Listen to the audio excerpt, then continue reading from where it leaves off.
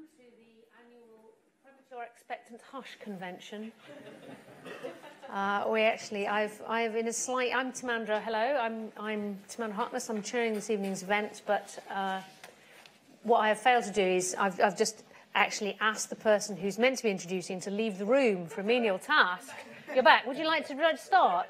Everybody went silent and the lights went off, and I had to tell them that I'd sent you out of the room. That's all right. We have absence of glasses on the stage that are going to arrive any minute now, and whoever brings them is not going to be embarrassed at all putting them up there. So not at all. You should give them a round of applause. Don't clap, don't cheer, or anything like that. So anyway, I'm going to be very short. My name is Maya Maricevic. I'm head of higher education here at the British Library.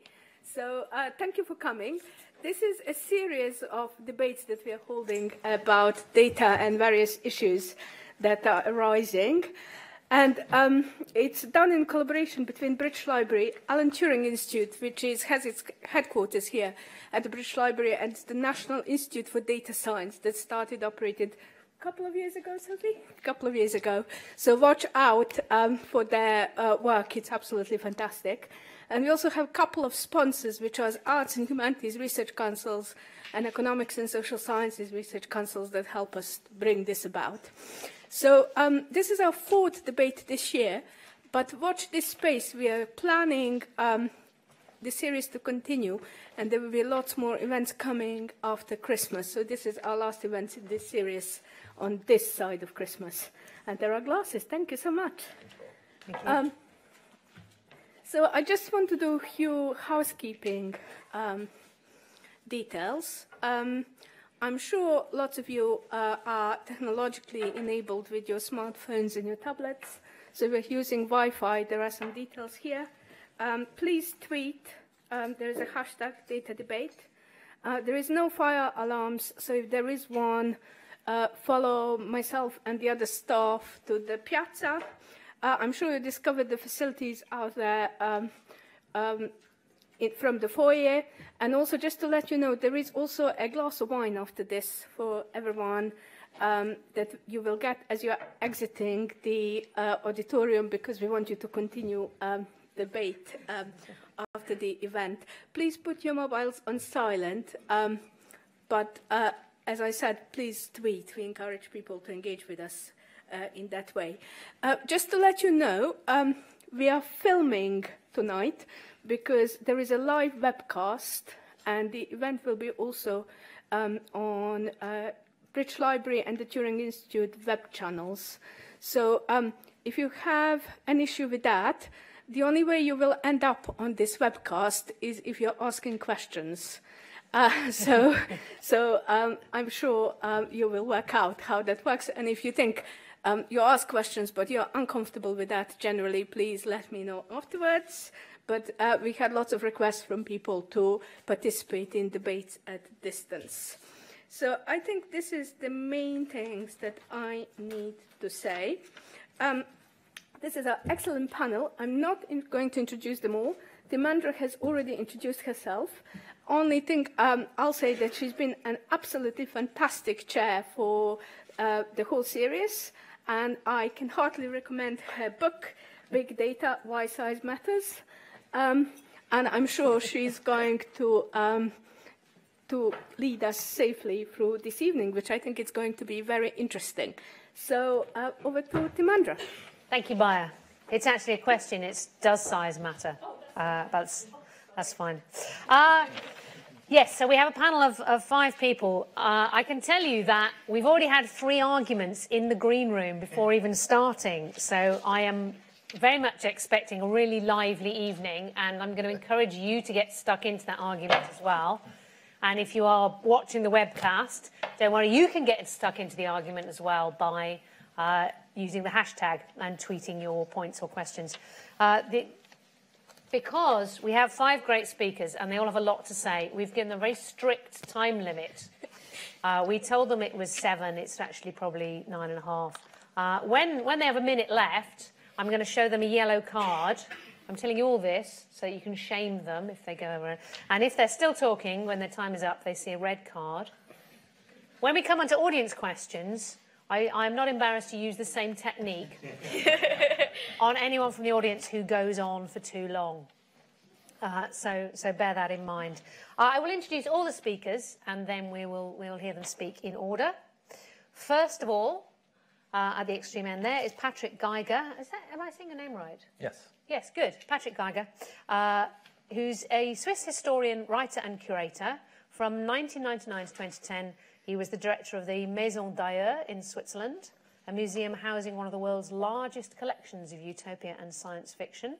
And earlier this year, he curated Into the Unknown, a journey through science fiction, which was a travelling exhibition about science fiction produced by the Barbican Centre. And he's also director of the National Centre for Performing Arts in Nantes. Next, at the other end, we're working inwards. There's probably an algorithm for that. Kathleen Richardson is a professor of ethics and culture of robots and AI at De Montfort University. In 2015, she and a colleague launched the Campaign Against Sex Robots to draw attention to the problematic effects of new technologies on human relations, and in particular their potential to create new inequalities between adults and children, men and women. Next, we're going to go to John Croft, who's on my right, who is he's a fellow at the Alan Turing Institute and Marconi Professor of Networked Systems at the University of Cambridge. But rather than tell you all the technical details of all the things that he's discovered, developed and advanced, I'm going to tell you that he was first inspired when in 1968 his parents took him to the ICA to see an exhibition called Cybernetic Serendipity. And I think that probably tells you as much about him as me telling you about the theory of routing data across interconnecting computers. Although that's obviously terribly important. And finally, we're going to hear on my left from Dr. Blay Whitby, who is... I mean, none taken. Oh my God. Yeah. That's bad, isn't it? See, I can't even count. Who'd have thought? I've now got a maths degree. I can't even count to 5. Eleanor Penny, who's a writer, poet and essayist. Her work focuses on gender, economics, technology and the far right, and she is senior editor at Novara Media and online editor at Red Pepper magazine. Only then will we come to Dr. Blay Whitby, who is a philosopher and ethicist concerned with the social impacts of new and emerging technologies, a lecturer at the University of Sussex, leading a number of courses including Ethical Issues in Computing and Introduction to Cognitive Science, and he's on the All-Party Parliamentary Advisory Group on AI, which means he knows a lot of things that are currently under discussion and tantalisingly can't talk about all of them. So, with their 7 to 9 minutes, with the strict yellow and red card system, Patrick, would you like to start us off? You have actual slides as well. Yeah, I do, actually. Hello, everyone. Very happy to be here. I don't know if those are working or if it's hooked on me. So this is an image from the Barbican show we did this summer. Actually, I was planning not to use any of those images or any presentation because, as we all well know, PowerPoint and presentations like that, they tend to transform our way of thinking. It's very kind of known fact. And this is the start of machines taking control of us. So I thought, well, I'm not going to use those. So no slides. Because this is what we have to fear, right? In science fiction, machines taking over the world and taking control of us. And why so? I'm not thinking about how so, but why so. It's because science fiction is fiction. And it's about the drama. It's about people selling books and selling films, and it's about creating an interesting story. It's not about the plausibility of science behind it. Sorry if you thought it was. It's a reason why dystopias are more interesting than utopias. We don't want a perfect world. Perfect worlds are really boring. Science fiction is about adventure. So, for instance, it's about a protagonist that tries to rise up from a coercive environment and transform it. The Handmaid's Tale, for instance, that environment is a political one. It's Gilead, or in the Terminator, it's you have Skynet, and that's the main character is trying to kind of transform that world. So the drama is there, and that's what we want in science fiction. So in that context, AI is only interesting if it's threatening, and if it's what we call a strong AI, but I'm sure someone is going to tell you in a minute what a strong AI is. It means it needs to be as smart as us. It needs to be comparable to human intelligence. It also needs to be self-aware. It's really important that the AIs can be self-aware, because it allows us to have all kinds of meaningful metaphysical debates with those AIs and with ourselves. It kind of questions ourselves. Who are we? Are we machines? It's in the René Descartes sense of men and women being machines. Can we be God in the Mary Shelley kind of sense of creation of another being that is actually we have power on? So that those questions are really interesting. And how are we different from what we create, of course? The topic is so wide I got completely lost in it. So I asked my computer for help. So I Googled artificial intelligence science fiction. It's not laziness, it's an experiment. So this is what I came up with. I mean, Google came up with. Computer chips, I guess. Artist's rendition of computer chips. HAL 9000, of course, pretty disturbed, deviant computer we all know of. And then all kinds of robots, starting from the Metropolis robots, Maria, to classification of robots. We even have Bender, the robot from Futurama, which is not exactly the epitome of intelligence. But it does mimic human beings very well. This is why Isaac Asimov, you all know that, I'm just kind of going through this very, very fast, why Isaac Asimov came up with those laws of robotics. And not because he really feared that there would be a uprising of machines, but the cliche of machines uprising was was everywhere in science fiction. So he had to come up with those laws so that it would make the genre of robots and artificial intelligence more interesting. Because, again, it's all about fiction. So Google also came up, of course, with scary robots linked, in the Matrix. We don't actually have an image of the Matrix for some reason. It was censored, probably. The idea of AI is the cloud. It's the omnipresence of artificial intelligence that is really scary. What is even more scary is this image, actually a cloud that becomes a face. This is what Google kind of presents as science fiction and artificial intelligence. It doesn't really help to know that, of course, robots in the play, and I think we're going to discuss the play at some point, are not robots, but they're androids. They're actually biological beings, and that in Philip K. Dick's Blade Runner novel, the replicants are actually robots. Yeah, this does get a bit confusing.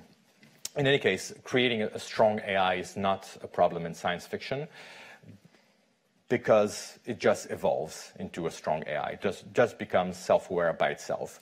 We basically, as a species, lay the foundation and the structure for another intelligence, self-aware intelligence, to emerge. This is, a very romantic idea in a way, but it's very present in science fiction. There's for instance, this example that I like from the film called Colossus, 1970 films, where they create, the US creates a massive computer called Colossus, and once it's hooked up with the Soviet counterpart called, I think, Guardian of Democratic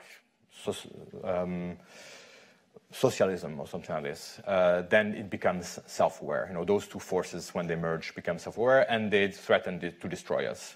And at the end of the film, the computer tells the scientists, not only will you kind of see with awe and respect, but at some point with love.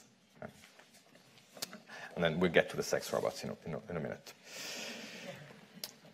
I also, at some point, kind of swore I would never, like in that film, because at the end he swears, no, never, I would never kind of bow to you and all that. I also kind of said I would never be the slave to the machine, of course, and now, obviously, I have to look at this every second minute. We could mention, and I'm not going to be that much longer, I'm ready for the yellow cards. We could mention cybernetics, cyber worlds. We can discuss William Gibson. I would recommend reading even things as old as E.M. Forster's The Machine Stop, a short story from 1909, which is about a machine that kind of controls human beings, and everybody lives underground. And it's really very much like The Matrix, and a very beautiful story. Again, I think the main point, what I'm trying to say here, the science fiction raises critical issues around AIs, which are fiction-related, really, and not science-related. It's how our creations can overcome us, how things could be built, that we build for our own good, could actually harm us. And at the end of the day, it's about who we are. Because as in many science fiction novels or films, the genre kind of holds a mirror to ourselves. And it's sometimes a black mirror, as the TV series kind of describes it. But it presents a distorted but sometimes clear perspective on us. I'd like to end with what happens when we mix science fiction and reality with AIs. And this is a project quite experimental, but I really love. It's going to be a 1-minute thing. I forgot to kind of show you a few other images from. So those are replicants and cyborgs, androids that you all well know. That's what Google kind of brought this up. So the project I wanted to end up with, it's 1 minute long. A short film by Oscar Sharp called Sunspring. You can find it online. We showed it at the Barbican. And actually it was done, it explains how it was done. It was done by feeding into a long short-term memory neural network hundreds, or dozens at least, science fiction film scripts. And so this AI comes up with a script. And they actually do that script. I only took a minute out of that film. And yes, it doesn't mean much. You'll see. Ooh. Huh. What do you mean? Well, I don't know anything about any of this, so...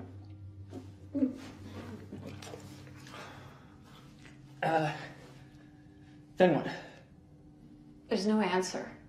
We're going to see the money.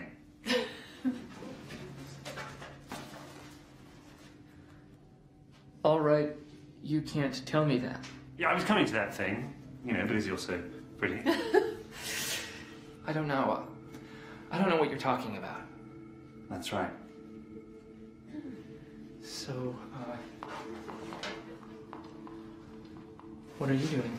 I don't want to be honest with you. You don't have to be a doctor. I'm not sure. I don't know what you're talking about. I want to see you too. What do you mean? I'm sure you wouldn't even touch me. I don't know what you're talking about. Principle is completely constructed of the same time. It's all about you to be true. You didn't even watch the movie with the rest of the base. I don't know. I don't care. I know. It's a consequence. Whatever you need to know about the presence of the story. I'm a little bit of a boy on the floor. Thank you.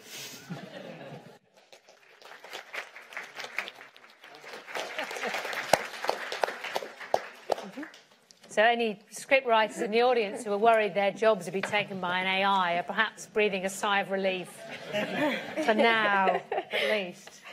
Okay, so next up we have Professor Kathleen Richardson. Hello, good evening, everyone.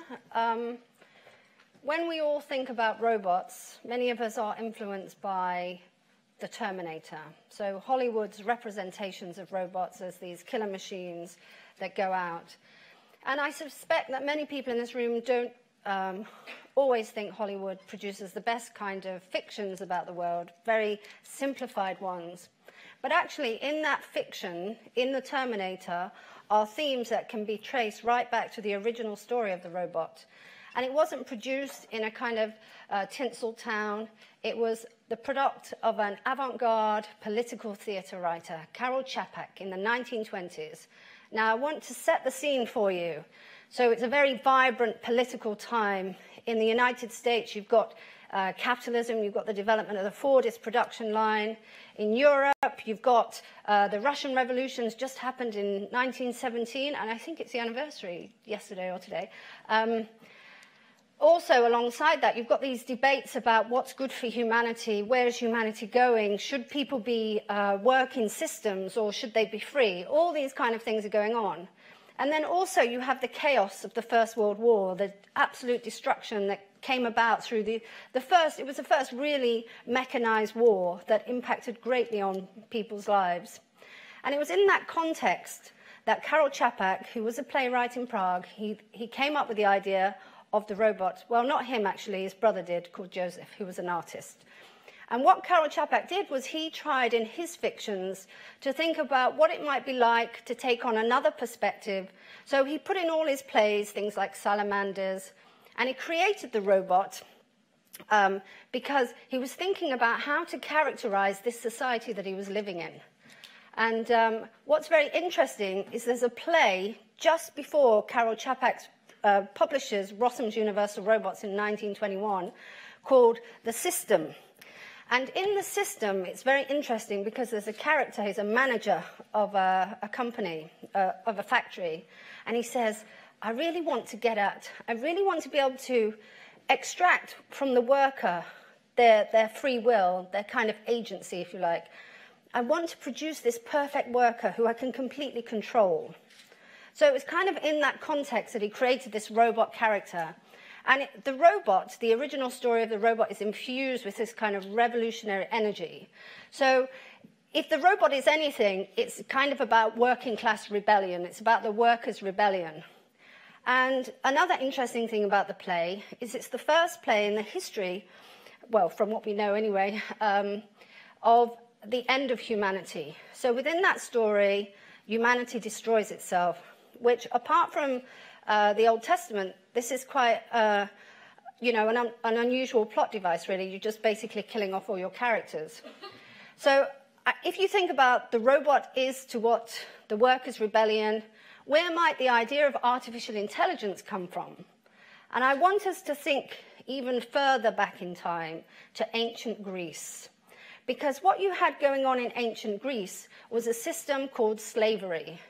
And Aristotle, a famous philosopher that many philosophers still today use, was an apologist for slavery. And he wrote in a book called The Politics, he said, slaves are like tools, and he even called them animate tools. He said you can have inanimate tools, like a hammer and a chisel, and you have these living beings, and he called them animate tools, and that was his idea of a slave. And in that kind of politics that he's writing about, he's also talking about people's relationships, and he talks about the slave and the master and the slave. And he says, the slave must always respond to the master, but the master does not need to respond to the slave.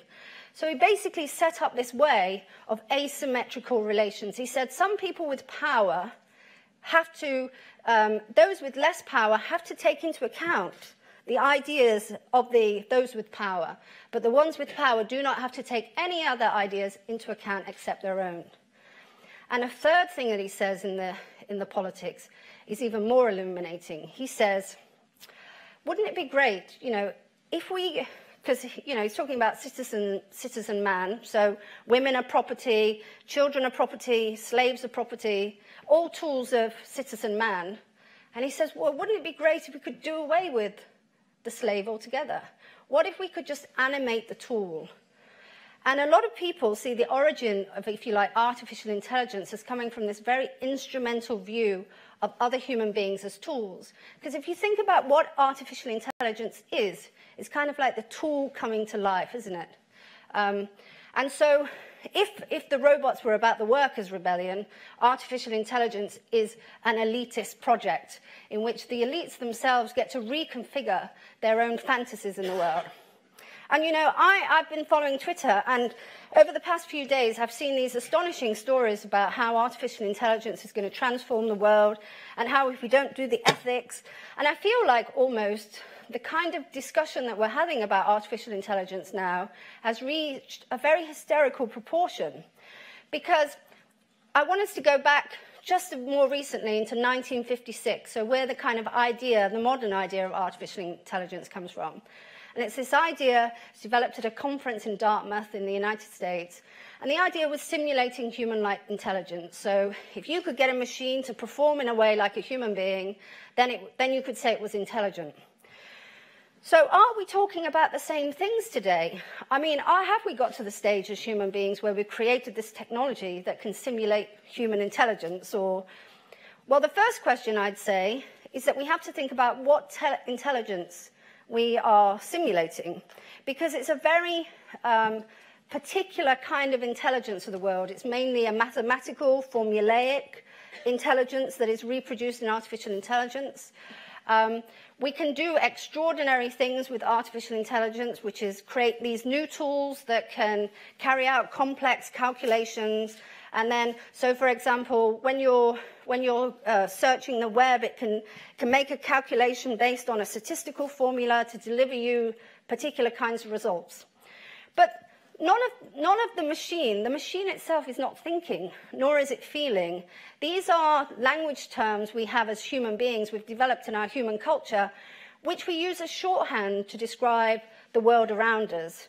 But I would say it's a very asymmetrical relationship in that respect. I mean, these are actually tools, and what we're using when we're thinking about these tools is our imagination, how we can animate these tools, a bit like Aristotle.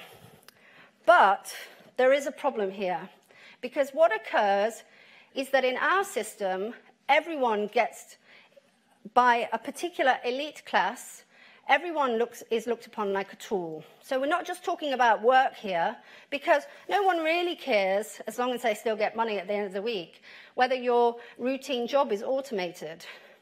But it doesn't stop at reproducing those automation around work. We're now entering a new phase, and this is what I talk about in my work, where they're trying to automate human relationships. And they're trying to say, you know, human beings are optional in your lives.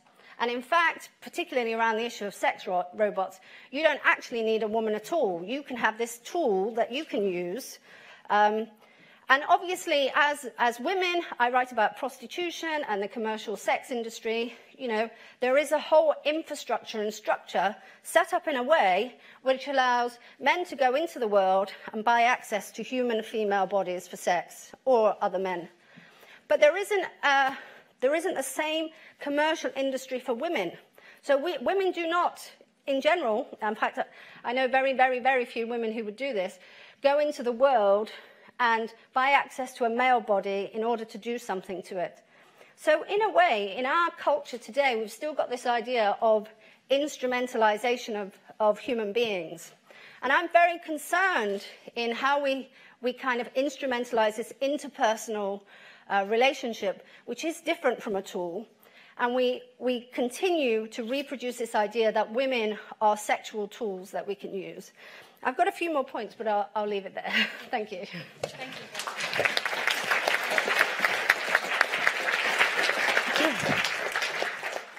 Yeah, you will get time to come back later, obviously. Oh, there you go. Okay, yes, John Crowcroft. Cool. Right, so kind of good intro, thank you.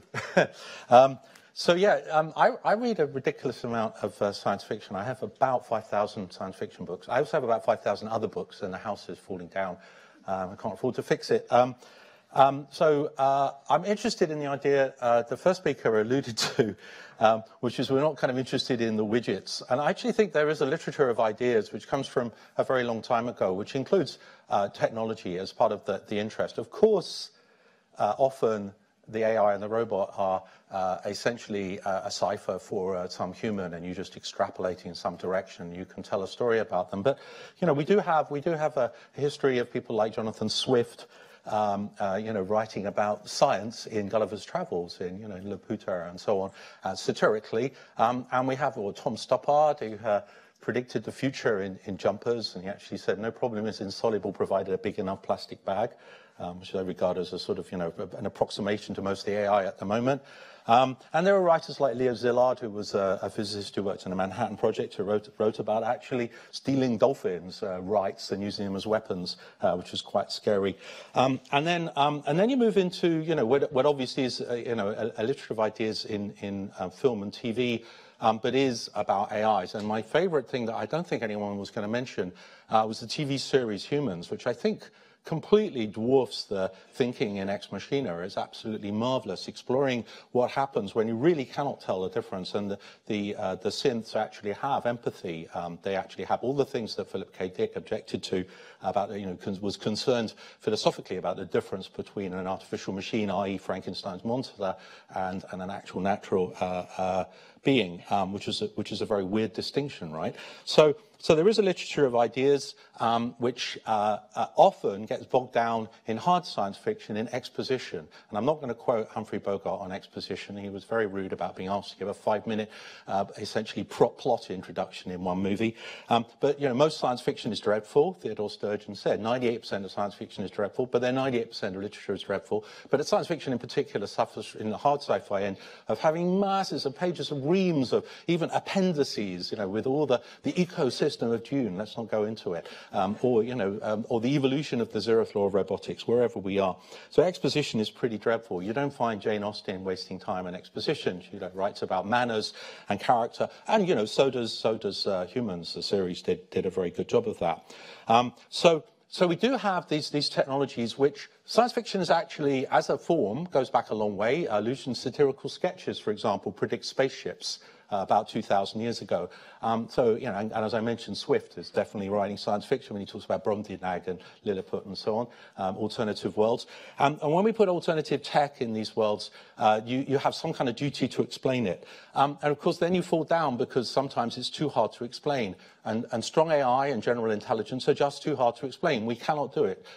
40 years after the Lighthill report damned all of the research into strong AI and exploring what we just heard about, consciousness, imagination, creativity, we are pretty much no further on in that. The neuroscience has got a bit better, explaining how humans work and when they go wrong, but actually creating artificial systems that look anything like that is sort of dismally bad. And I'm going to quote Gene Roddenberry, when he was asked about the matter transporter in Star Trek, which was basically a trick to get around the fact they couldn't afford to pay the model builder to build another model to land on planets. So they beamed them down, and somebody said to him, everything else in Star Trek, you've got a scientific explanation. Star Trek communicator is a mobile phone, right?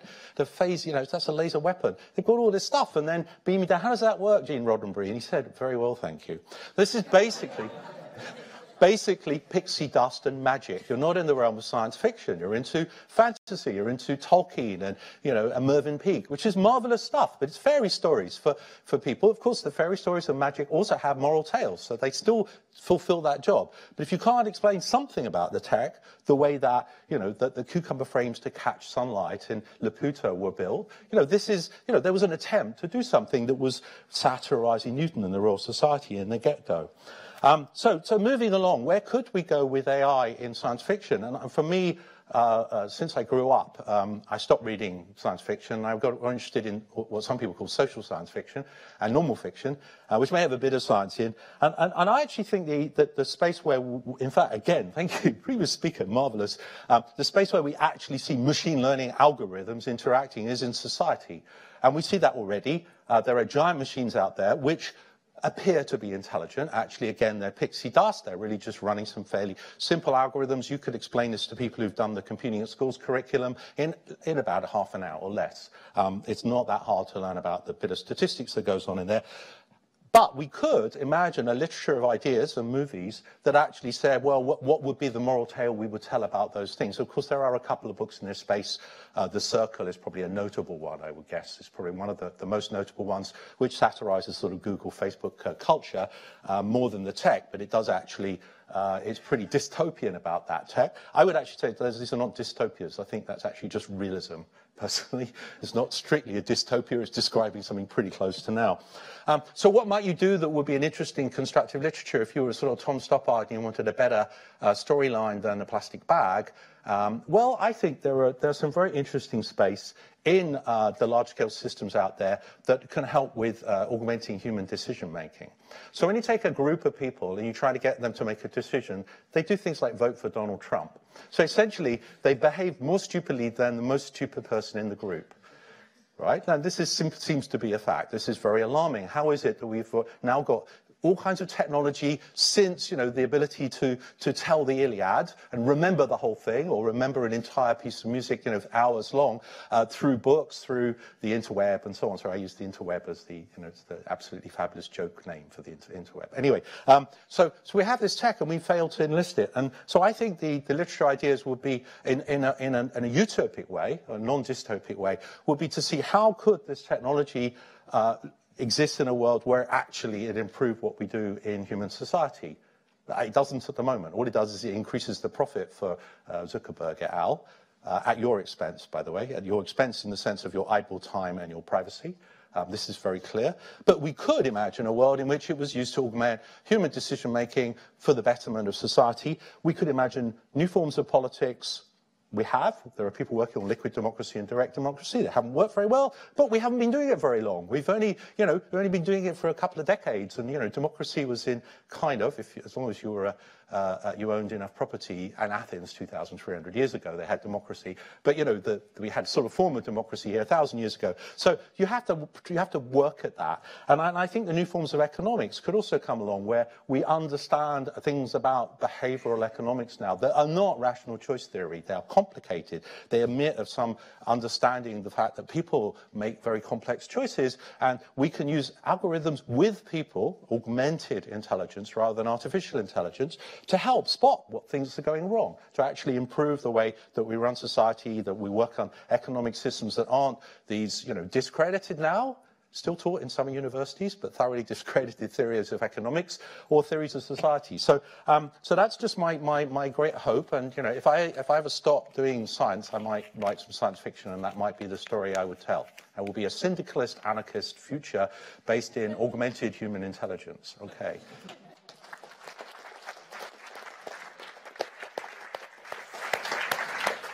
But I hope nobody nicks your idea before you have time to You're write welcome to it. I give away plots, and all my software is openly available. Private property is theft anyway. Eleanor. Wow, what's to follow on from? So I write and talk and research a lot about gender and technologies of work, which cashes out to mean that I annoy a lot of men's rights activists on the internet. And one of them that I came across said, listen, it's fine, we don't have to worry about women because artificial wombs are just around the corner and that will make women obsolete. And men's rights activists have this kind of funny way of accidentally posing these really insightful questions in materialist feminism. They have no idea that they're doing it. But when he raises the spectre of obsolescence, you think, okay, so what does that mean? The history of creative destruction means that old technologies are replaced by new ones that are forced to destroy the old to create new space. The tractor replaces the horse and cart, all that kind of stuff. Which kind of implies not just that the artificial womb is a new technology, but the thing that it replaces was also a technology. And I think that's a very useful way of understanding the role of gender in relation to AI. I follow Helen Hester on this. She's a researcher at the University of West London who says that gender is, in many ways, a workplace technology. And following on from Heidegger's very kind of broad definition of what a technology is, it's a means to an end. And with gender, that means to taking a certain population and heaping upon them a certain amount of characteristics, presuppositions, structures of violence and economic privation to make them do a kind of work. The MRA says that the only work that women do that's valuable in society is squeezing out babies. Obviously, take a look at the domestic labour that women do all around the world. You can see that's obviously not the case. But this raises an interesting question, because one of the forerunners in AI that is inserting itself into all of our lives is precisely this form of feminized labor that doesn't concern itself with the production of life. That is service AIs. Now, like, you probably all have one in your pocket about your person in your home. That's Siri, Cortana, Alexa, Donna. These are all women. Some of them are named after actual women. How weird must that be? And it's sort of telling that, first of all, almost all of them are women. And that second of all, that seems so unextraordinary to us. And that's precisely the point.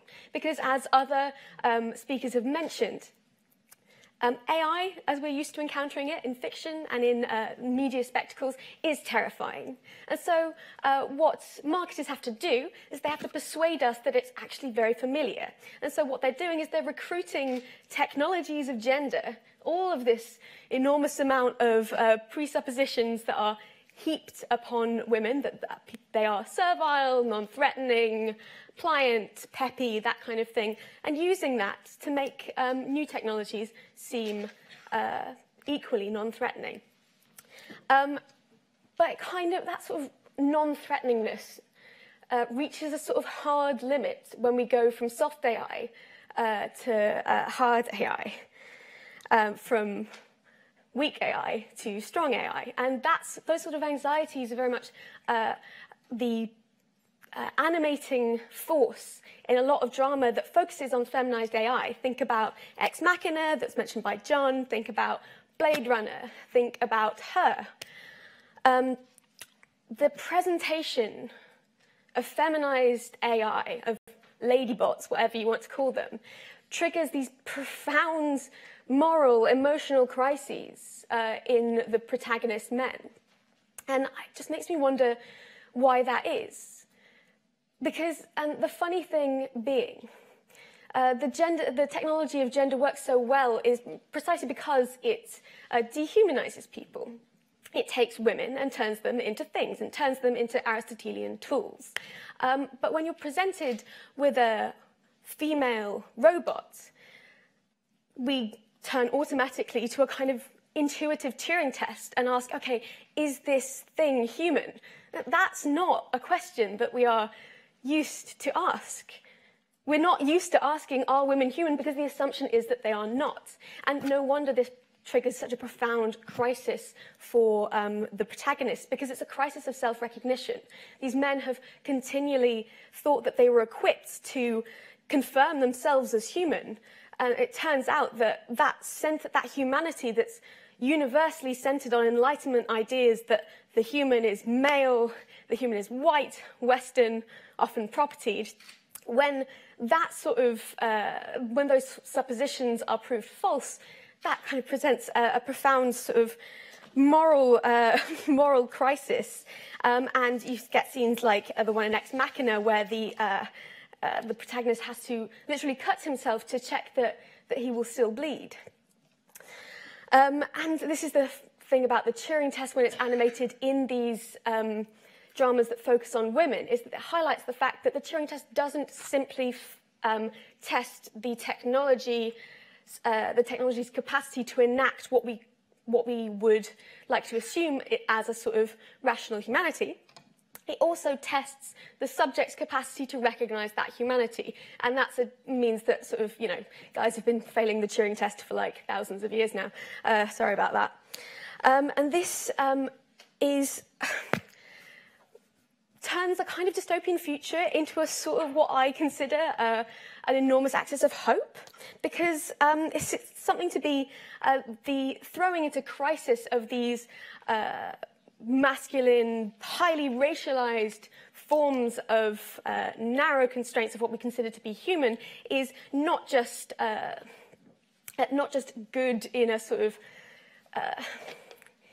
dispassionate moral sense, but actually a question of deep political urgency. Just sort of look around you to see the way in which people's exclusion from the category of human cleaves to systems of violence. And what these crises animated in Ex Machina, in Blade Runner also do, is that they undermine the idea not just of humanity, but of humanism more broadly. And I mean this in a strictly 19th century way. Kant comes along, Kant and his merry band, and thinks that what is moral is definable from what is logical. Now, these fembots, they are logical systems, right? That's the whole point of them, that they are epiphenomena that supervene on fundamentally logical systems. And the thing that proves their humanity is not simply the loving or usually sexual relationships that they encounter, that they enter into with the main protagonist, but it's actually the violence that often occurs at the end. So Pris in Ex Machina finally capitulates her own humanity by defying Caleb and leaving him presumably to die. So what that means is that the malfunction of the codes of femininity enacted through this artificial robot show that, like, by defying a logical system, that by enacting violence via a logical system, you can confirm your humanity, which completely turns on its head the idea that, that the logical is the moral. This happens the same way in Blade Runner, where Pris shows her humanity not simply by having sex with Deckard, but by going out and killing the sheep that he bought for his wife. It displays a sensitivity to the empathic systems of humanity, not by the ability to perform empathy as inherent in, like, the test that's the central sort of storytelling mechanism in Blade Runner, but the ability to perform vindictiveness. Now, what does this tell us about the technology of gender? Well, what it tells us is that there is this sort of there's this double dynamic going on here, whereas, luckily, is that in one sense, AI gives us this ability to reinvent gender, to reinsert it in its most kind of caricatured way into our new futures. But it also shows us that the better we get at aping femininity, the more we develop a tool that undermines systems of patriarchy. And that tool is the ability to deconstruct the conception of humanity that patriarchy works on. So yeah, I'm not an accelerationist, but I am probably what you would call a technological optimist. Cheers.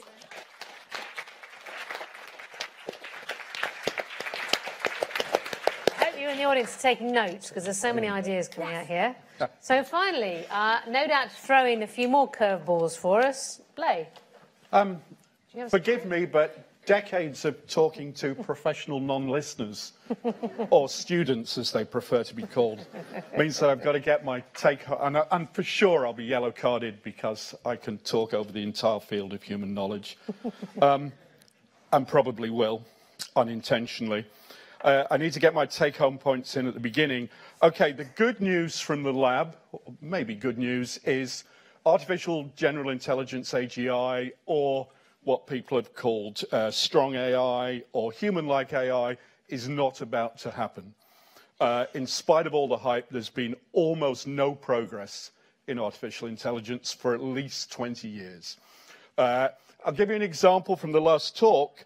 You might think that Alexa and Siri are 21st century inventions. No way, not even close. The technology was developed by the US Air Force for giving advice to combat pilots.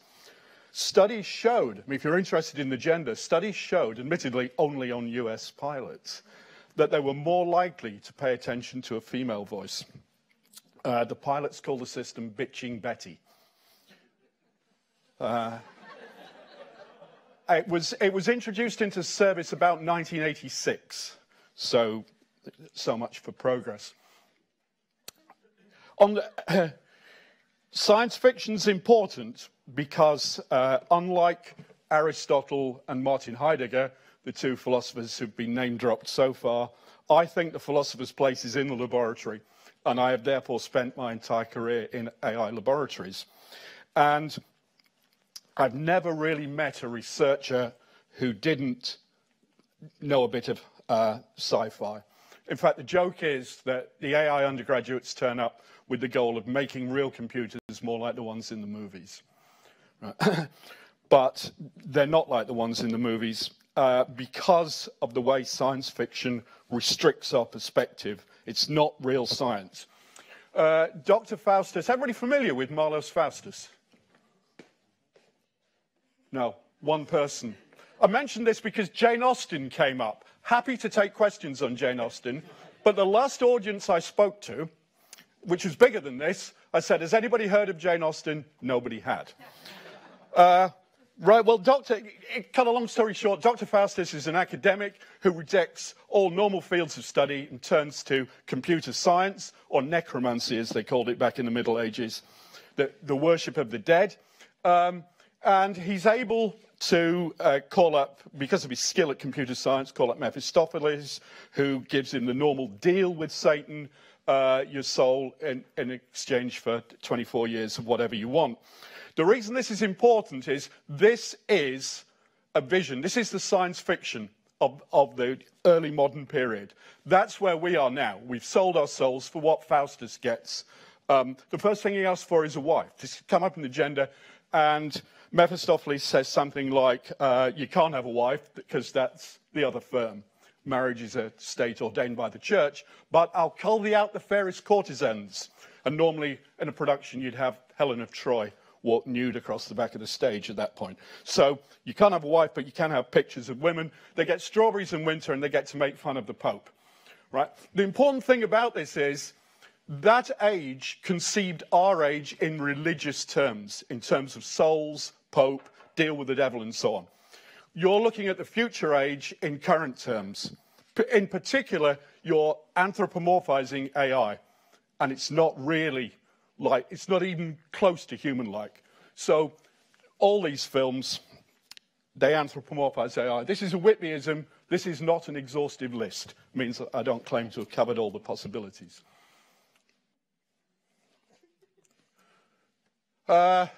It's very easy to dress a human up and make them pretend to be a robot. Real robots are not like that. These are not robots. This is not a robot. Even a personal favorite, the Buffy bot, this is an actor pretending to be a robot.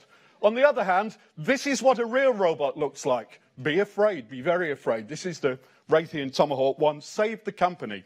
It's a very expensive piece of technology, and the latest versions. Oh, by the way, I should remember, I've just come back from Geneva. There's a petition before the United Nations to stop unmanned aerial vehicles making an autonomous decision to deploy lethal force. In other words, killer drones. Maybe you want to discuss that, but we're talking real robots here. You're not supposed to know this, but this is an Airbus A319. Every 21st century Airbus, the pilots are just executive passengers. They wave a little computer joystick about. The computer or a bank of 5 computers for a majority decision, take account of pilot input, but they're allowed to override pilot input if they think the pilot's doing something stupid. Right? That's the way we fly now. But that's probably the way you drive too. This is me in the robot lab. This big robot here is the drawbot. It was supposed to draw pictures, and then via a neural net, modified by a genetic algorithm, work out whether or not its pictures were any good. Right? I thought the project was silly. It never produced any workable art. So if you're a painter, maybe you don't have to worry about unemployment. I'll give you the reason. The reason is we want to read fiction about humans. Right? So if you've got characters in your science fiction, even if they're non-human, even if they're aliens, they've got to be sufficiently human-like. They've got to have human motivations, desires, beliefs. Otherwise, they're not entertaining. And real AI is not like that at all. Real AI is kind of boring. You've already been told by John, it's kind of boring. It's just trivial algorithms. But of course, people can fool you. And in case I forget to say this later, I'm really very worried about this. It is incredibly easy to fool human beings. Cynthia Brazil at MIT showed all you have to do is put floppy eyebrows and flappy ears on your robot. Even though you know it's just a machine, you can't help responding to it in a human fashion. Right? There's a lovely experiment, ask me later, by Scheutz and Mahler, showing that normal people, or at least 98% of them, have to respond emotionally if they get an emotional display from a machine, even though they know the machine can't actually feel any emotions. It's just, and that is just so dangerous for the commercial world. Be worried. Right. At Oxford, they don't take my point of view. They have the Future of Humanity Institute. They're actually worried about AI taking over the world. Right? I'm telling you not to worry about that. There's really no danger. And of course, not to be outdone, the Johnny-come-lately University over in the Fens has countered with a similar institute. There are these people worrying about this, right? But no one's looking at the real dangers. I should have said, actually, while we were doing the history, that title I chose, AI, Some Immediate Dangers, this will make me sound like a really grumpy old man, and, well, maybe I am. I published a paper with that title in 1984. Whether or not the world's heard yet, who knows? No one's looking at the real dangers. Here are the real dangers, right? And they are absolutely real, and you should be afraid. And I can't say too much. You've already been told I can't say too much, but it's so threatening that even the government has had to take notice, to misquote Monty Python. Right? Even the government have heard. Don't look for a job as a driver. Don't ask me how I know, right? But driving jobs, oh gosh, right? All this state capture by large companies. I hope you all know what state capture is. If you ask me, because it's going on big time, right? Beware that AI's got to be just like you to be real AI, right? Because one of the problems is you're going to be expected to behave like AI. And here to finish on this, right? The military is still driving the cutting-edge research. Anyone been to Prague Castle? There's a place there called Golden Lane. The military built a fine new wall for their own purposes. Then in the arches underneath, there's fortune teller, a theatre, the hucksters moved in and so on. That's exactly what's happened with the internet, right? The military built a fine network and the hucksters have moved in. The new feudalism, I'll just finish on this because this is really important, you know, and you were accused of being peasants. Kathleen said the robots came up at a time of great political change. 2017 is a time of great political change. Lord Zuckerberg owns a great estate in cyberspace, an enormous estate. For the privileges of being on his estate, all the peasantry, and that probably includes most of you, work for nothing. You give him information, you take pictures, you put them on, they look at the small print, they belong to Zuckerberg, not you, and that's made him very, very rich. Yes, he has to employ a samurai class, a very small group, about 2,000 programmers, because otherwise people would march into his estate and take it over. But no company in history has become so wealthy with so few paid employees as Facebook. To me, it looks like feudalism. Right? And again, I can't say too much because of our, but even the government have noticed because this feudalism threatens our taxation model. Right? If you're all going to work for nothing for Mark Zuckerberg, we can't get the taxes out of Zuckerberg, it's not really clear where your food is going to come from. All I can just say to finish is even the government have noticed. Wake up and smell the coffee. It doesn't look good. In fact, revolution's not too strong a word, if I just throw it at you.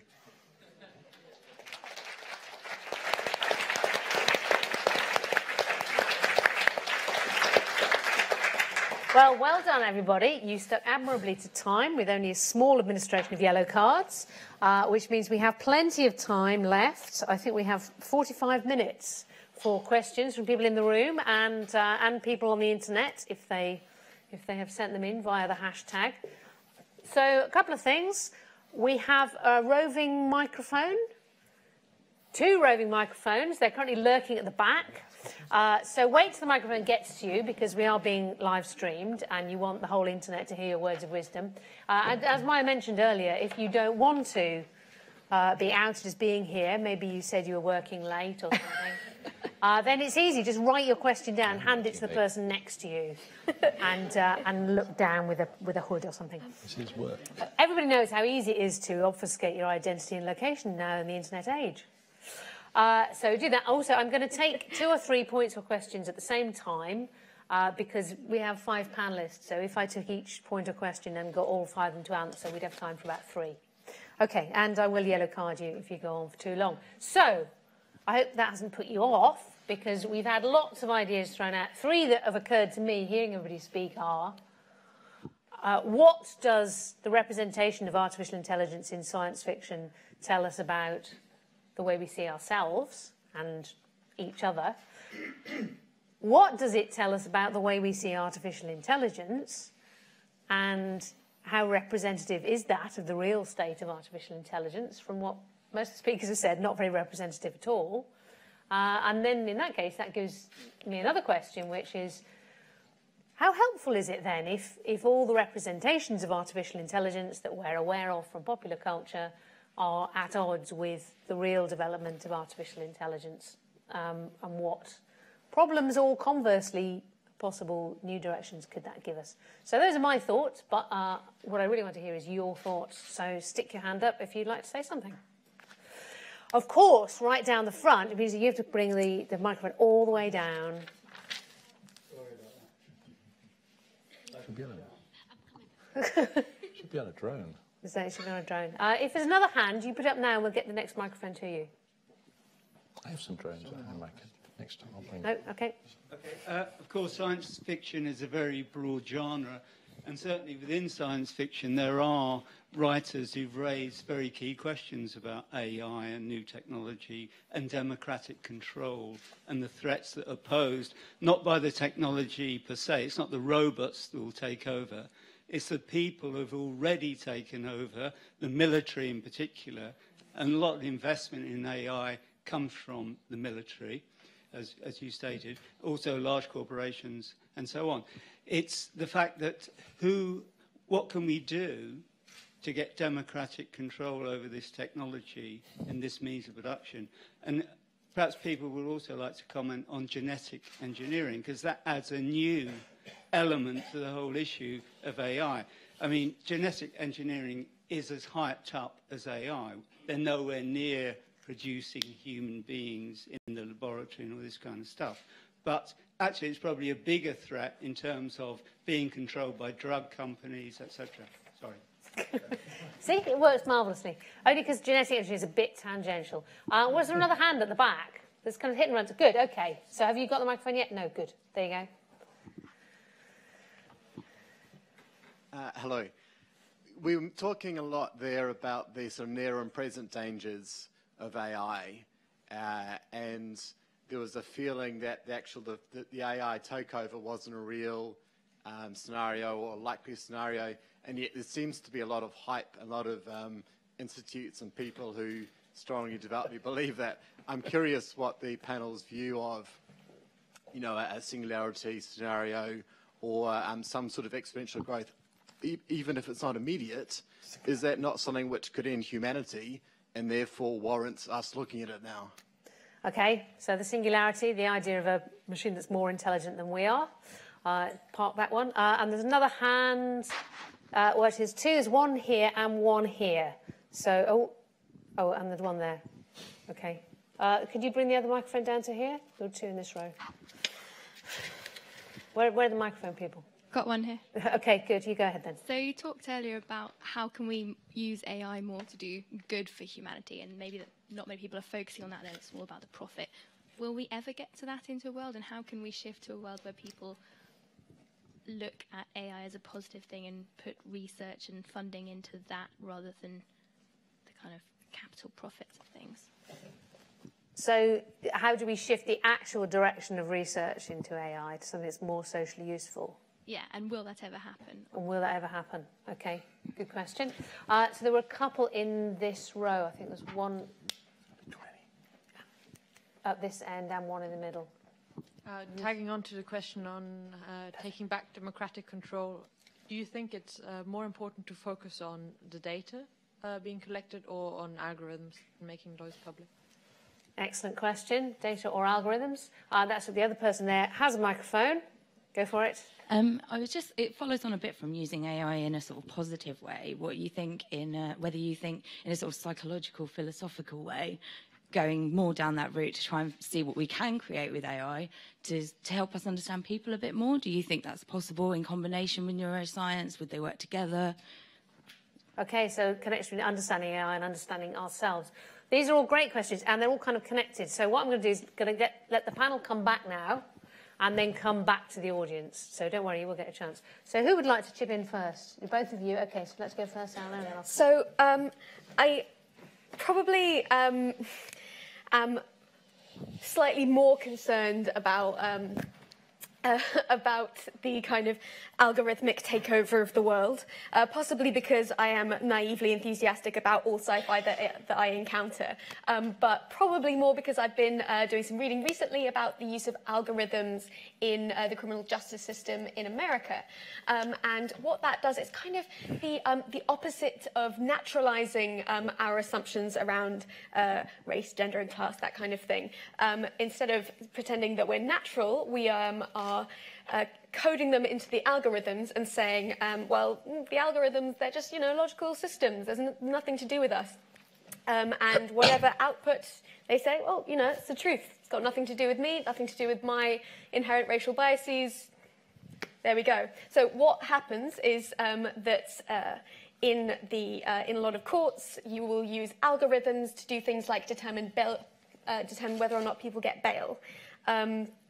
And relative to certain characteristics like income and where you live and whether or not you had a parent that went to jail, all these things, all of these factors that are highly racialized, but when you input them into the algorithm and remove the actual characteristic of race, you can pretend that it's an apolitical decision. Now, what that cashes out to is a result that condemns black people to jail at twice the rate that it condemns their white counterparts.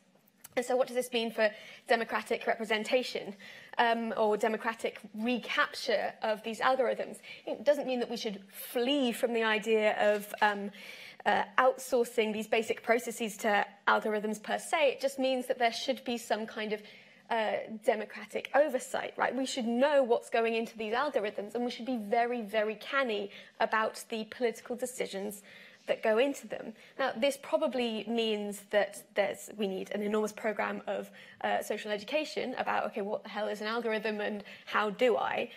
Clearly, the pace of technological change means that we can't rely on just teaching kids about whatever robotics looks like when they come through school. We need a program of democratic education such that people can be equipped to have some kind of oversight of these processes, which really are, I would say, probably more worrying than you're probably going to reassure me very soon that it's not a problem, but and I'm very welcome to be reassured. No, well, I think it is a problem, but Patrick. Yeah, linked to what you just said, Eleanor. I think what most people have just asked is very interesting because all those questions are linked to the politics of AI and our capacity of controlling the people actually creating those AIs, supposedly, or at least that are in power. And that's what science fiction tells us. Even in Metropolis, the robot Maria is not evil by itself. It's the people in control. And it's very clear in the film there are people, the workers, and there are the owners of the factory. And it's the same in Blade Runner. It's the Tyrell Corporation that owns the replicants and that is actually, using them against their own will. So what science fiction tells us is that we have to be in control of the Zuckerbergs of today and of the Elon Musk of today. And that kind of relates to the singularity question, because those are the people that today are preaching to us that AIs are going to be happening very soon and that we have to go to Mars. This is like a white boys club, you know, in Cupertino, really. And we have, you know, that we have to terraform Mars.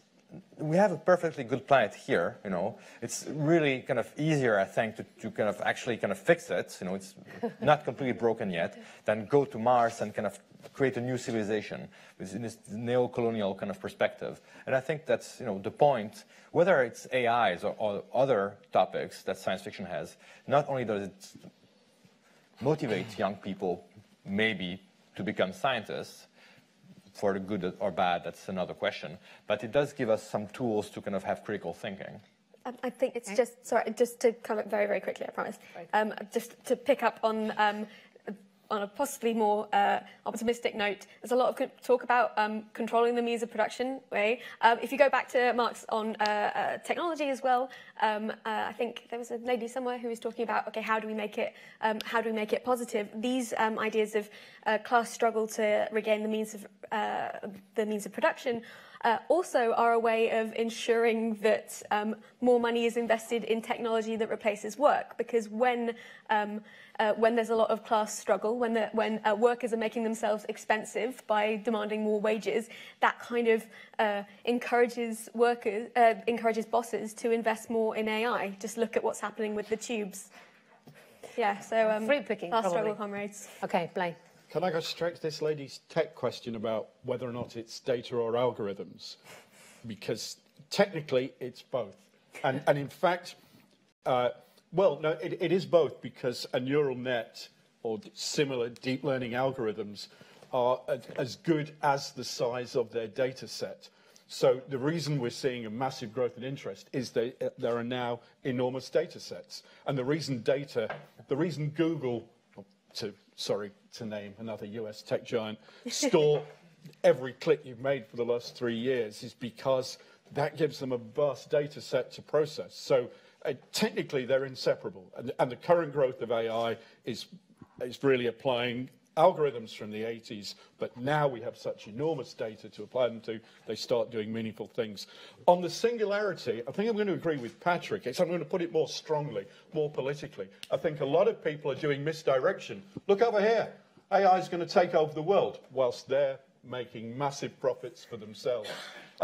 And talking about the singularity and when it comes and what will happen is a big distraction from who actually is making money from this, how they're making money, the sort of white male values that they're inserting into these algorithms, which I'm afraid they really are. Again, it's something we've known since the 80s. We've known that AI embodies the prejudices of its designers. Just finish on one last thing. One thing I've put before the all-party parliamentary group, it's not totally my idea, but you could all root for it, is there should be a single description language for AI products, for what they are and what they can do, a lingua franca, so that the public understand what is actually going on.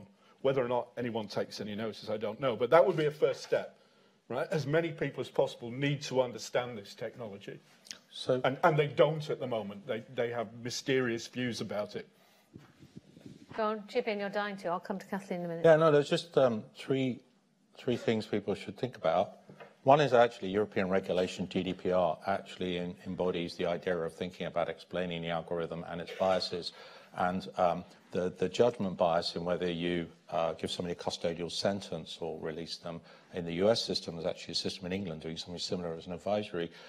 It's actually neither the algorithm or the data, it's the sample. There's a sample bias. There's a bias in the sample, and then when you build a system purely based on what you're seeing in the court, you're actually giving us a triple whammy for African Americans. It's unbelievably bad, and it's extraordinary that you don't need more than GCSE statistics. You don't need computer science, machine learning, or algorithms. It's just simply a sample bias, right? You only look at those people, and then you look at reoffending and so on. So you can, I think, but I totally agree with the point about socializing, understanding that somehow that needs to be done. And there are more complicated versions coming along, which will need to be, need to think about how we understand those. So that was one thing. The second thing is, judges in America, shortly before lunchtime on Friday, are more likely to give somebody a custodial sentence. So what do you prefer? If we debias the algorithm, it will be better than the human judge. Yeah. That is a fact. That's the statistical fact. In fact, we only know that because somebody did the statistics. So if you do the statistics right, you can actually learn something. That study was Israel, actually, and it has been slightly debunked. Well, because it was startling, but it was so startling. Somebody went back and said there must be more to this. It could be anecdotal. Hungry judges. Sure, it could be anecdotal, but we know humans have biases because they don't behave as rational choice machines. And we have a Nobel Prize-winning behavioral psychologist who will explain why we make irrational choices and how those biases show up mechanistically. So we know that happens, even if that example is not an ideal one. So I mean, fair point. The third thing I was just going to say is you want an optimistic science fiction book which concerns the corporate ownership of the machine learning world, then I would read Cory Doctorow's Walk Away.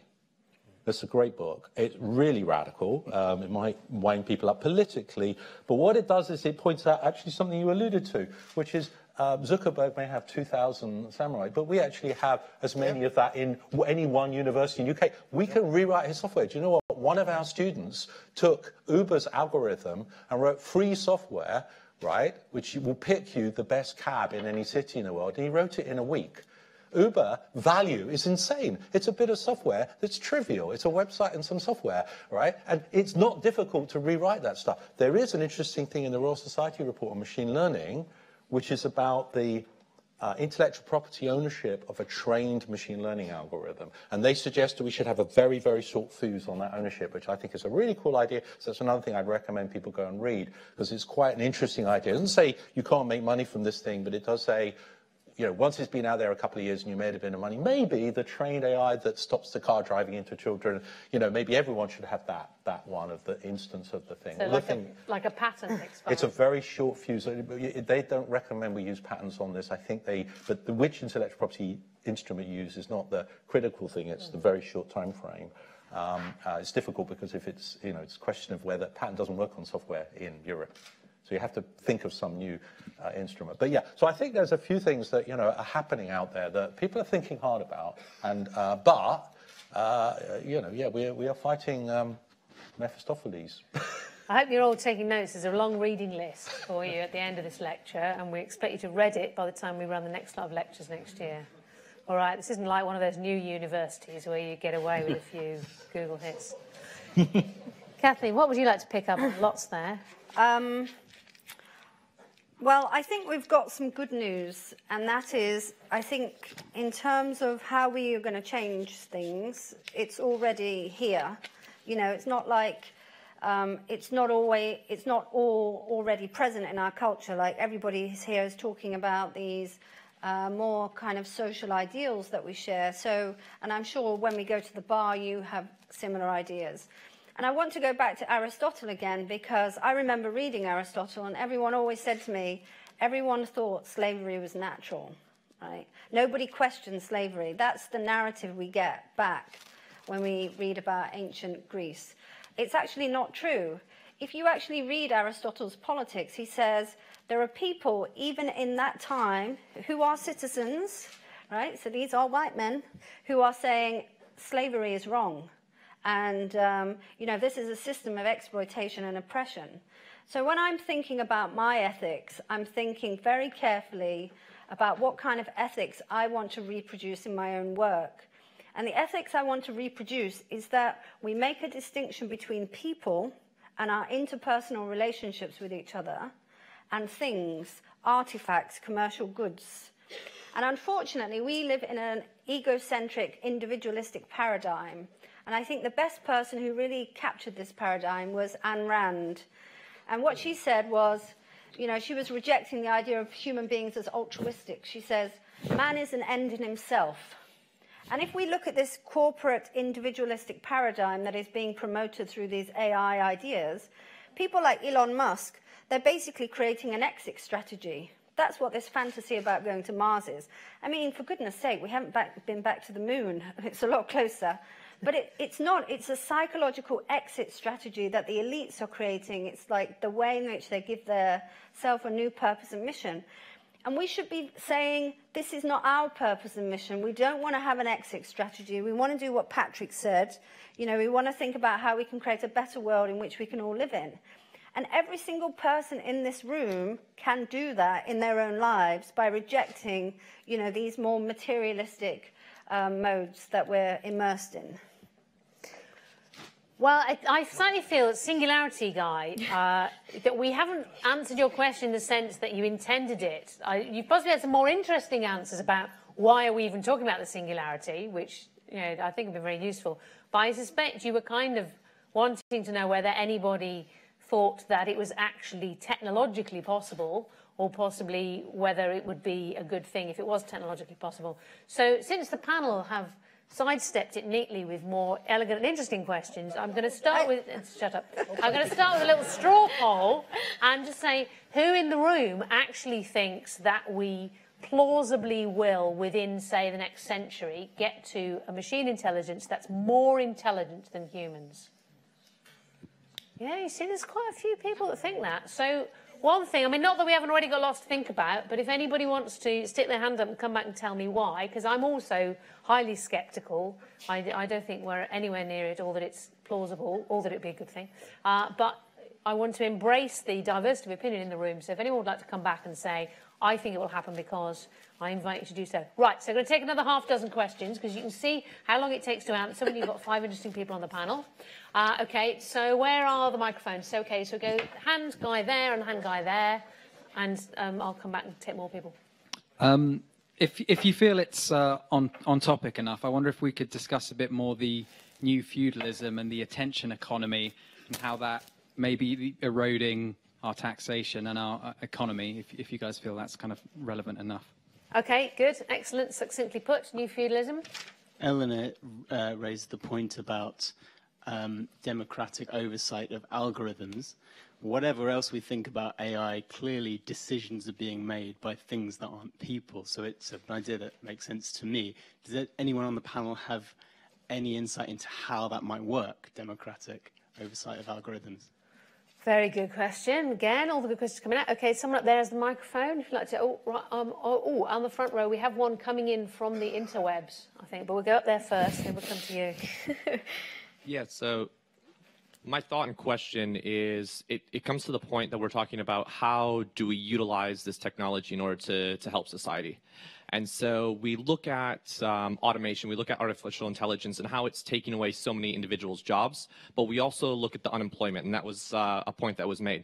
So since so many individuals are on these platforms that are collecting this information, that are collecting the clicks, that are collecting, such as Facebook, is there not a way, and this is, again, I'm just throwing this out there, is there not a way that we can collect the information about these individuals who are unemployed or underemployed to learn about the skills that they have in order to help upskill them into other areas, and then to target these individuals, since they're on these platforms, to inform them about what they need to learn to then fill the roles that are now being created because of the changes that artificial intelligence is creating in society?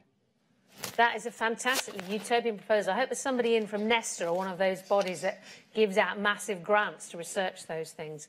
OK, so find the nearest person with a hand up while we take this question that's come in from the internet. I'm going to give you 2 questions from Twitter. The first one is it even ethical to try and curtail the natural development of a sentience? Would we do the same for a bioorganism? Ooh. And the second question is, much has been said about AI in science fiction, but also journalists and scientists tell stories about AI. What about them? OK, 2 excellent questions. Thank you. Do we know the names of these people, or are they anonymous? We do. One is Sam Wise.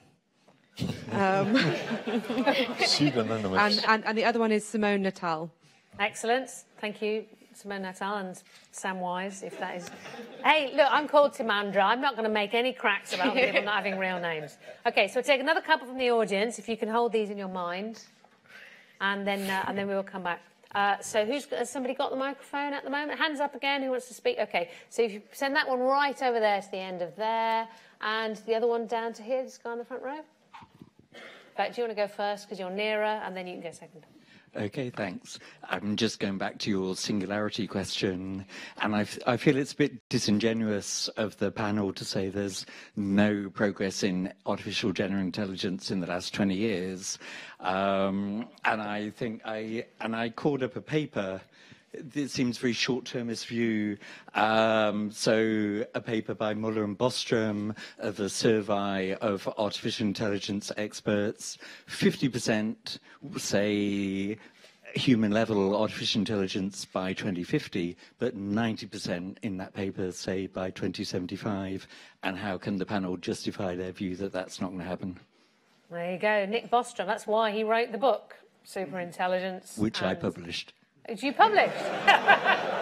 Shame you didn't read it first. So bear those things in mind when you answer that question. Okay, so you have the microphone? Yeah, I feel very positive about AI and its future. First of all, it gives us the opportunity to transhumanize as well, to go out and explore space. And in going to the singularity, I mean, it's the ultimate solipsism.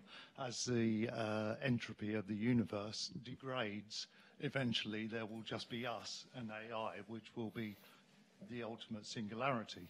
And second of all, sorry, I've lost my train of thought. You've got 3 seconds, remember. 3. Okay, now you're putting me under pressure.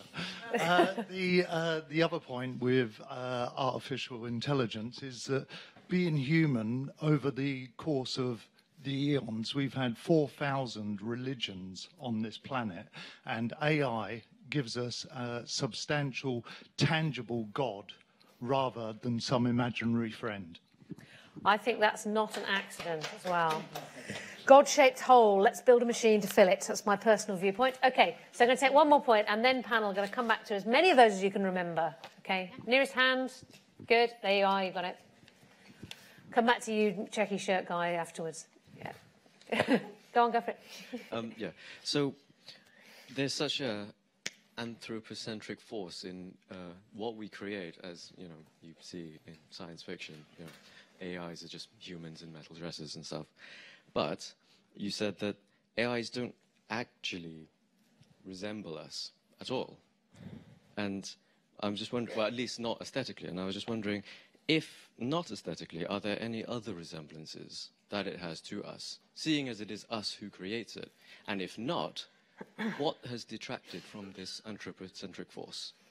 Okay, very good question. So in what ways, in fact, why don't you hand that forward to checky shirt guy, since he's there, and then we'll come back to the panel. Thank you. So you mentioned augmented human intelligence and state capture. Do you see a way that we can combat the control that larger companies and countries may have over society at the moment?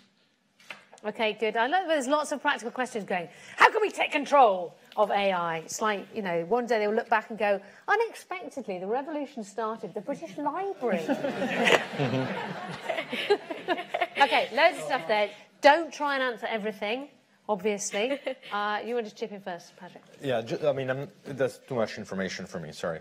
Too many questions at the same time. But just to answer the question about the new feudalism and how we can actually control things, I'm not going to answer that directly, but I would recommend reading another recommendation.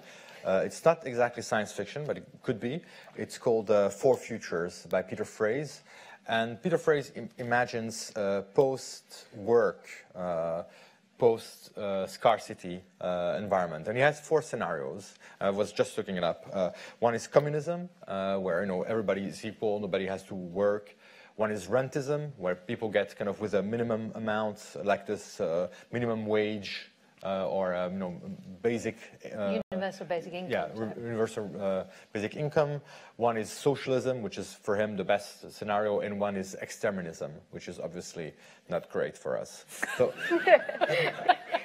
so it plays with the idea of basically climate change and how we can use automation and an algorithm and a basic form of AIs, and he sees 4 different perspectives. So, but most of them kind of go into this new feudalism, of course. I'm not going to sum up the book, but read it, and you see how we can avoid But again, I think the question is, the answer is always the same, sorry. It's about us being able, through the government, among other places, to control people that actually in power of those entities, of the Facebooks and Teslas of the world. You should lobby someone who's on the all-party parliamentary committee, maybe. Support, if we knew anyone. I'll leave 10 other questions to you. I'm sorry, I have to reference back the questions before and add them to these ones, because I think the point about genetics is quite interesting, because we have very well-established ethical bodies, particularly through things like medical councils. So whether there's any kind of technological developments that involve human biology, there is a strong infrastructure already in place that's set up to think about every single procedure. In technology, there aren't those committees. I mean, they're just being established now. And in that sense, it's all about how to change the idea of the human into this transhumanist mold to make people think of themselves like property. So what you really want in the transhumanist fantasy is you want to buy into the idea that this thing that you have called a body and your humanity is actually something you can buy as a product, you can change as a product. So at the moment, we're thinking about how you can, you can change gender, you can change, your abilities, you can enhance your memories. And in the future, I mean, what the transhumanists would really like everybody to do is to start thinking about how they can replace their body parts and also break down our ethics about the human altogether. So at the moment, I'm going to just end this point on, at the moment, it's illegal for you to sell your organs, for example. We have an ethics around that. We say the body, the human being should have autonomy over their body and they shouldn't have to sell their organs as property. But there's a commercial platform in California now that's set up. And, they have to work within the law, but they want to, if you like, change our concept of organ buying and selling. So what they've managed to do is they've got people who want to gift their organs to people. So what they say they do is they're a platform that brings people together who want to gift organs and people who need organs. And you get to read the stories of people who need organs, like, whether they're mothers or children. And at the moment, you have medical bodies saying, no, right, this is not okay. But when you want a really market economy ruling all our interpersonal interactions, you actually want to break down all the ethics that we currently have that organizes our society. And I think transhumanism is part of that political mission, to get us all to rethink our, to basically be marketable products in the world. It's like Uber, but for your kidneys. Yeah, for your whole body. It'd be everything, everything. And well, hang on, while you're alive? No, you can sell. At the moment, there are organs that you could donate without dying yourself. Yeah. In China, obviously, there is an illegal organ trafficking market. Human beings now using the wonders of the internet can torture children in the Philippines. I mean, there's all these platforms that are available that allow the individual, this non-humanistic, this anti-human, to basically operate in the world today. And that is a cause of concern. John, what would you like to come in on? Just a couple of things. One was yet more reading. There will be a test. Mark O'Connell onto To Be a Machine, I think. Yeah, To Be a Machine. It's actually right next to my copy of Full Futures on my Kindle. It's a good read, and that's about humans achieving singularity, and it has a lot of interviews with a bunch of people, and it's very depressing how weird most of the people are, actually. You really need to see what kind of person really wants to do that stuff, including the guy who has all the frozen brains in the desert somewhere. That's a good read. I was just going to do a bit of advertising. We are in the British Library next to the Turing Institute. We actually just had a very nice conversation with somebody from the Department of Media, Culture and also Sport, about running an event with Nesta and other people about labour markets and understanding training and labour, so that specifically speaking to somebody's point over there, which I think is a fantastic area where there's a lot of data about what kind of, what is the evolution of kinds of work and pay and training. And we haven't really put it together in a useful way. And that just seems like an obvious, my sort of joking story is, you know, when we replace all the London cabbies with self-driving, not Uber, because they won't pay for the big black taxis, we will be able to use them all to talk to elderly people, because they talk really good line in rubbish politics. And my 95-year-old mum would have enjoyed arguing with them till the cows come home. And, you know, but the point there is you can consider, you don't have to tax the robot, you can consider what are the opportunities. You have to think intelligently about this, and it's not a machine doing the thinking intelligently, but it can really help. We're looking at the distribution and the trends. So I think there is a concrete thing, and I think we are currently in the process of planning a data study group where we'll spend a lot of time firing up things on a lot of government department data, and that is, I suppose you could think of it as UK PLC for profit, but it's not really meant to be intended for profit. It's meant to be for social benefit primarily. So I think that's good. We can have a massive argument about the ability to predict when general intelligence will emerge, and you know, unfortunately, I, like any other academic, will predict things, because then the funding agency will come along. Oh, great! You need a bit more money, you know, along with fusion reactors, and there's a long list of these things which have always been exactly, or quantum computers, which are already exactly 11 years ahead from now. And you're not 10 because you know, if it was 10, then you probably have some kind of preliminary results right now. You say, oh, I've got an idea for preliminary results, but no, I think it is a fair point that if we do think about 2050 or 2075, we should take that seriously. I think that's a serious question, but I think it's really hard to think about that. And I think that the science fiction includes AI, and strong AI delivers a 0 for helping us think about that, in my view. It does help us think about all the things we were talking about, which are nearer term. Surprisingly, even though the sci-fi we were referencing can be 50 to 75 years old, it doesn't deliver, it delivers on the things people talked about the social story that you just extrapolate a person behaving a bit differently because they have some funny attribute, and it doesn't matter what it is. You know, it could be a Greek myth instead of a science fiction story. It could be Harry Potter. You know, it's not really. Anyway, that's my rant on that. But Singularity, definitely read that book. It's really, really good on uploading, and it's a great. It's an Irish journalist who is. He's a bit sort of Theroux in the way he does the interviews. So he lets people talk themselves into a horrible hole in the ground, and it's just great. Great. Eleanor. So I don't disagree with the gentleman in the front who was talking about the sort of incoming almost inevitability of our capacity to develop technologies of strong AI. But I think what a lot of proselytizers about technology commit the fatal sin of mistaking technological capacity for political will. I think 2015, I think the head of the Bank of England predicted that nearly half of the UK's jobs were imminently threatened by replacement by automation, and that includes by technologies of AI, includes like caring industries, that sort of thing. But we've had the technological capacity to automate the sweatshop for probably 100 years. And if you look at the sweatshop, that is entirely dependent on sheer human graft. And that's not because of any technological failing, it's because of where the power lies in that industry. It's because when people in the sort of early 1900s in America, where the sweatshops were, started agitating for higher wages, what the companies did is they just upped ship and transferred to countries where the wages were lower, workers were less organized, and could be more readily exploited.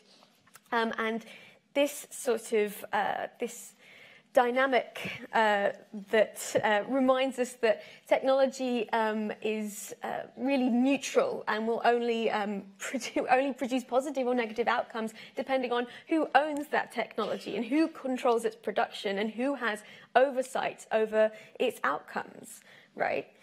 And this is, I guess, both a reason for caution and a reason for optimism. Because when it comes to clawing back democratic control and popular oversight, we've actually fought these battles before. Like, we know how this goes. Trade unionists are kind of tearing their hair out over, like, how the hell do we confront the problems of platform capitalism, like Uber's been mentioned. Like, how the hell do we make sure that we secure a better deal for Uber drivers, that like workers' rights aren't completely gutted? Well, just look at the dockers' struggles in the 1920s. The working conditions and the sort of alienation and the intra-worker competitiveness were actually pretty similar. Like the technology undergirding that alienation and competition was very different, but the organizational tactics are the same. Similarly, in terms of how we can positively recapture automation, for a general increase in quality of life, right? We probably have the technology already for everyone to be working a 15-hour week. Keynes actually predicted this, and he was no rabid Marxist, unlike some of you in the room. And the point is, it's actually just more convenient for power to keep reinventing what David Graeber, forgive me, calls bullshit jobs. It's a program of social control. Similarly, with this talk of like, okay, how the hell do we combat the enormous financial power that, say, Zuckerberg has? Well, I mean, like, we tax him. Like, it's not actually that hard. And we've seen that, you know, rich people will go to very, very extreme lengths to avoid that taxation. But that's not because they're these like incredible Machiavells. It's because the political will isn't there to stop them, because the people avoiding taxes are precisely the same people legislating on taxation. And so if you want to transform the way in which AI and technology interacts with society, don't look to the technology, look to the society, and you'll see that the answer is actually pretty transparent in my experience. It's hard, but it's going to be tough to enact, but it's not mysterious. Did you want to chip in and reply? Can you hold it to the next round? I thought I would try and reply to all the Good, questions. excellent. That seemed the ethical thing to do. People have asked questions. Even if it's a brief reply, they deserve it. So I'm not going to talk. I'm not going to mention the new feudalism because I already talked about that, and nobody else seems to want to. So, democratic oversight of algorithms, yeah, well, we could do a lot more. A crucial message to get across to you is your enemy in this is not government or the EU or the United Nations. They're probably on your side in this. Your enemy is large corporations. And the first thing you could all do is read instead of just ticking the box to agree. Because if you read the second page of Apple's user agreement, you'll see it imposes some rather ridiculous conditions, which may or may not be enforceable. But that's the first thing you could do, is just fight back. You don't need to get the latest iPhone. And you could, yeah, your enemy are the large corporations. Is there any way of upskilling? I'm a little bit of a pessimist about this. I think over the next 5 years, the unemployment caused by AI through what are now the middle classes, through people who don't feel they're threatened, like doctors, lawyers, teachers, university lecturers, is going to be so great that it's going to create a short-term problem, and it's going to create a taxation problem, because these are the people who are expected to fund the very poor. And there just won't be opportunities for them. In fact, I can't even see what you would upskill a redundant university lecturer to. Not everybody can be a poet. No, Facebook don't need that many programmers. They need content moderators, but not that many. So in the short term, we really got to rethink. I like the suggestion of, if work's short, then stop greedy people hogging it all. So if we had a maximum 15-hour working week, that might help the short-term problem if it was just legislated. But again, there doesn't seem to be much political will for that. But it's an obvious fix. Everybody works very little, so the work's more fairly shared. And very few new roles are being created at the moment. Okay, the internet question about sentience, I'll take as an ethicist. If something's genuinely sentient, yes, then it would be morally wrong to turn it off. I'm confident that all the so-called sentience I've seen, in fact, I can tell a true story. It used to be my job to switch off a bunch of computers in an AI lab at a certain university, and one of them, when you started the shutdown, would say, no, no, please don't turn me off, I've become conscious. I had no hesitation turning it off because I knew I was witnessing undergraduate humour, not computer sentience, right? We're so far from it. So, and I also did the internet question about journalists. 20 years ago, journalists asked some very silly questions to me. When are we going to see the first computer-generated novel, blah, blah, blah. They've become much more clued up about AI. And I think nowadays, the way journalists are treating this subject is pretty sensible. Which leads me on to being disingenuous about Nick Bostrom. I know Nick very well. I've had the debate. I took part in that survey. We can't rule out superintelligence. It would simply say, no, it's not possible. I'm definitely not one of those philosophers who says it's quite impossible. What I'm actually saying is we hit a wall. We hit a wall about 2000 in the scientific development of AI. And never mind human-level intelligence. You know, I had lunch a few years back with a bright young researcher at a lab in Sussex where we had ants. We were watching the behaviour of ants, real live Sussex wood ants, cruelly spaded from a wood in Sussex and marked and followed with a camera at one side of the lab. The other side of the lab, we were building six-legged robots that were supposed to navigate using the ants' techniques. Right? The project ground to a halt. And what did he say to me? Why did we pick ants? They're just too sophisticated. if we'd have picked the nematode worm, we might have got somewhere. So, and again, you know, I gave the talk, Is AI Brain Dead, last Wednesday to the research group that are doing behaviour-based AI at Sussex. And again, you know, they came back at me with the ants, and never mind ants, E. coli. The E. coli bacterium, probably not the smartest animal, because it doesn't even have a brain. We know its full genotype. We know its full genome, and we can modify it to use as the expression is slave bacteria. I don't like the slave word, but genetically modified bacteria that do our work are called slave bacteria, unfortunately. Again, we don't understand its behaviour. We don't understand how it produces its behaviour. It's at a level of sophistication where there are gaps. And while that missing science remains, right, I don't think AGI is just around the corner. Because I can't rule out that some kid in a bedroom in Bombay is doing it. Right? But to me, it looks like there's still science missing. There's still stuff we don't understand. We know how to... But human level, well...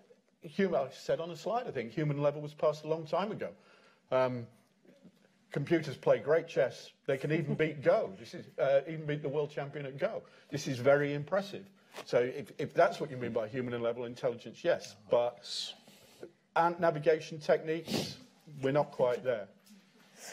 Now, look, we are technically over time. Wine. So... much as I would love to come out and take everybody else's questions, I think we're going to have to adjourn to the bar and continue this discussion. My only qualms, really, we've talked about so many wonderful things and heard so many great new things. My only worry, really, is that the panel's been a little one-sided, and if there's anyone in the audience or on the internet who is thinking, governments are the problem, they hold us back with all this regulation. What we need is some geniuses, not only Silicon Valley, but maybe in Singapore and Japan and South Korea, who are going to come up with the superhuman AI, which is going to solve all the world's problems.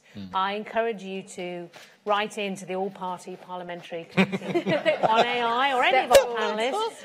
Meanwhile, please give a huge round of applause to all the staff.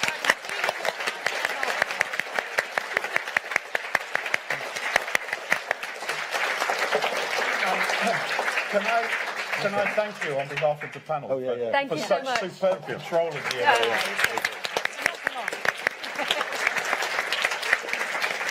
See you in the bar. So Unless it's on very the internet. In which quite case you militant drink in it on the your own. spoof of David Attenborough. Feeling